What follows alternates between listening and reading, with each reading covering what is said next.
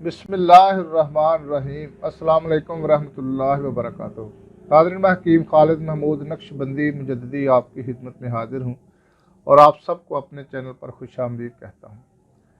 नाज़रीन, चैनल को सब्सक्राइब करें और बेल आइकन को ज़रूर दबाएं ताकि आपको हर रोज़ नई वीडियो सबसे पहले मिल सके। नाज़रीन, आज का मौजू है फ्रेसिमूस या फ्रेशमूस।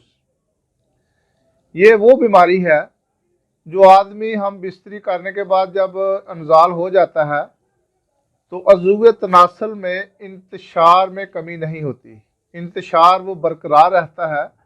ये कुछ लोग इस गलत फहमी में रहते हैं कि हम बहुत ज़्यादा ताकतवर हैं। ऐसे नहीं है। ये एक बीमारी है जिसकी 4 वजूहात हैं। पहली वजूहात जो मैंने पहले वीडियो बनाई है वो है गर्मी और खून की ज़्यादती। और आज जो है ये तर्क जमा, इसकी वजह एक तर्क जमा भी होता है और तर्क जमा के साथ खून और मनी का ज़्यादा होना। जब खून और मनी ज़्यादा हो जाती है, तर्क जमा भी होता है, तो फिर आदमी जब जमा करता है तो फिर वो इंतशार में कमी नहीं होती। इंजाल भी हो जाता है लेकिन इंतशार बरकरार रहता है। 2-3 मरतबा भी वो इंजाल होने के बावजूद भी वो इंतशार में कमी नहीं होती। ये एक बीमारी है, इसको फ़ौरन जो है कंट्रोल करना चाहिए और इसका इलाज करना चाहिए। तो ये इसकी जो वजूहात है वो ये है कि किसी सबब से जमा का तर्क करना। कुछ लोग मसलन के जो मुलाजिम है वो शादी करने के बाद दूर रहते हैं, छुट्टी का मसला होता है, छुट्टी नहीं, उनको साल 2-2 साल छुट्टी नहीं मिलती। ऊपर से वो ग़िज़ा ऐसी लेते हैं जिससे वो मनी और खून में काफ़ी मकदार में पैदा होता है और उसको जब वो छुट्टी आते हैं तो फिर उसको ये मसला पेश आता है।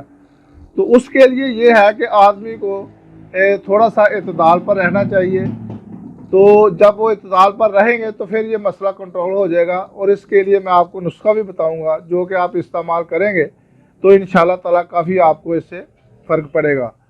तो ये इसकी वजह यह है कि या तो तर्क जमा ना करना, और इसकी दूसरी वजह यह है कि बहुत ऐसी ग़िज़ा का इस्तेमाल करना जो खून भी पैदा करती हो और मनी भी पैदा करती हो, जो मुवल्लिद खून भी हो और मुवल्लिद मनी भी हो, और ऐसी ग़िज़ा का इस्तेमाल करना जो कि वाफर मकदार में मनी पैदा करे।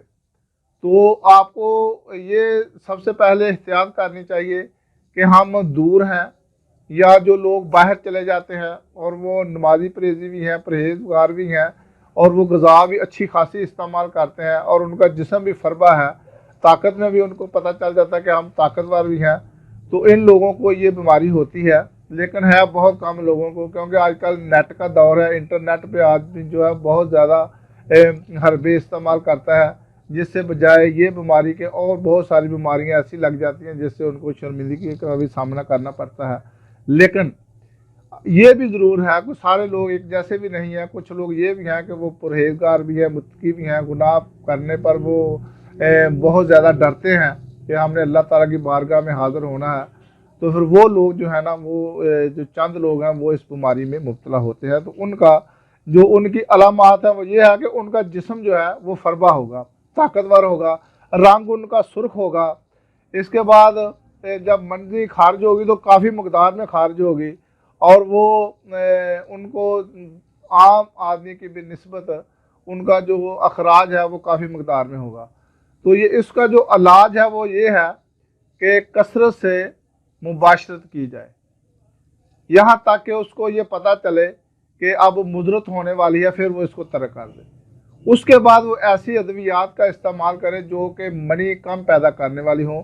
ये एक मैं नुस्खा आपको बताने लगा हूँ, ये नुस्खा आप इस्तेमाल करें तो इंशाल्लाह ताला वो लोग जो इसमें मुब्तला है इंशाल्लाह काफ़ी उनको फ़र्क पड़ेगा। सबसे पहले तो आपने तुख्मे काहू लेने हैं, मुकशर छिले हुए, ये आपने 3 माशा लेने हैं।